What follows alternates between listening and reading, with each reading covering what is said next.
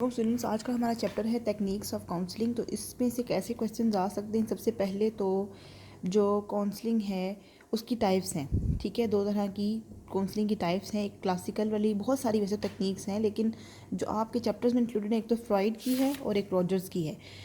ठीक है, तो ये आपने तीनों प्रिपेयर करनी है। इसकी साइको एनालिसिस काउंसलिंग के क्या गोल्स होते हैं, अगर आपको नहीं याद होता तो आप नेट से भी ले सकते हैं, लेकिन ज़रूरी नहीं कि आप यहीं से मुश्किल चीज़ याद करें। आसान लफ्ज़ों में आप इसको नेट से भी याद कर सकते हैं। अब इसमें कौन कौन सी टेक्निक्स यूज़ होती हैं, ये पेपर में एक दो दफ़ा आ चुका है। Analysis of free association, transference और ड्रीम एनालिसिस के दोनों जो ये ओवर्ट और लेटेड कंटेंट यहाँ लिखे थे, कोवर्ट लेटेड, ये करने हैं आपने।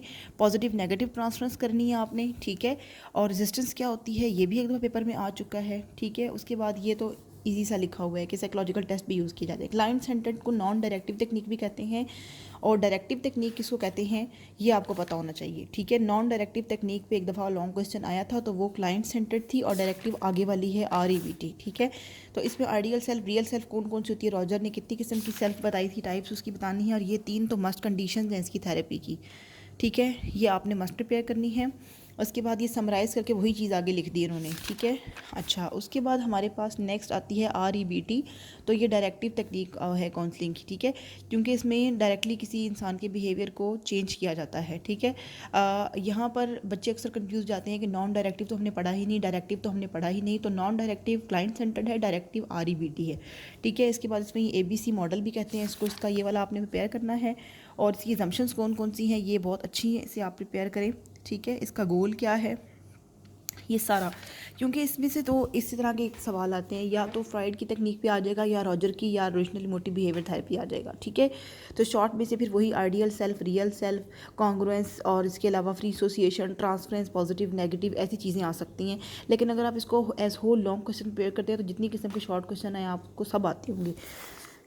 इसके एंड पे जो क्वेश्चन लिखे हुए हैं, theory of psycho analysis counselling, जाहिर है कि वो आप पढ़ चुके हैं। साइको एनालिसिस काउंसलिंग में कौन सी टेक्निक्स यूज होती है, फ्री एसोसिएशन, वो जो आपने अभी पढ़ा। ठीक है, रेजिस्टेंस, ट्रांसफरेंस, वो सारा। What are the main factors in Carl Rogers method of counselling, उसके जो थे ना वो कंडीशन थी, वो जो आपने पढ़ी हैं, जिसमें था कॉन्ग्रुएंस और अनकंडीशनल पॉजिटिव रिगार्ड, वो वाला। काउंसलिंग प्रोसेस REBT का आप एक्सप्लेन करना है, ABC वाला। Throw light on rational emotive behaviour therapy developed by Ellis, यानी कि वही क्वेश्चन बना दिया REBT पे नोट सा। और describe detail client centred technique. ठीक है, इसमें वो वाली है ना, जो एम्पैथी है और कॉन्ग्रुएंस है और जेन्युइननेस है, वो सारा जो आपने यहाँ पीछे पढ़ा है ना, यहाँ पे क्लाइंट सेंटर्ड में, ये आप यहाँ पढ़ चुके हैं। आइडिया ये वाला, ये सारा, ये इसकी जो कंडीशंस हैं। ठीक है, तो ये आपने अच्छे से इनको प्रिपेयर करना है। और इसमें से कोई लॉन्ग क्वेश्चन नहीं आता है, ज़्यादातर शॉर्ट आए तो फिर वो आपको मैंने बता दिए हैं। फ्री एसोसिएशन, रेजिस्टेंस, ट्रांसफरेंस, और इसके अलावा आइडियल सेल्फ, रियल सेल्फ, जो रॉजर की दो किस्में उसने बताई हैं। ठीक है, और ABC मॉडल थोड़ा सा एक्सप्लेन कर दें, एक्टिवेटिंग इवेंट क्या है, बिहेवियर क्या है, और कॉन्सिक्वेंस क्या है, और उसको एक एग्जांपल दे के एक्सप्लेन कर दें। तो आप इसको एज लॉन्ग तीनों को प्रिपेयर करें, क्योंकि इस चैप्टर का जो बुक का स्टार्ट होता है और बुक का एंड होता है उसको बहुत अच्छे से प्रिपेयर करना चाहिए। और हर चैप्टर में से परसेंटेज वाइज क्वेश्चन निकाले जाते हैं, और इसका ये आप समझें कि एक ईजी चैप्टर भी है, तो इसको आप एज लॉन्ग क्वेश्चन ज़रूर प्रिपेयर करें। ठीक है।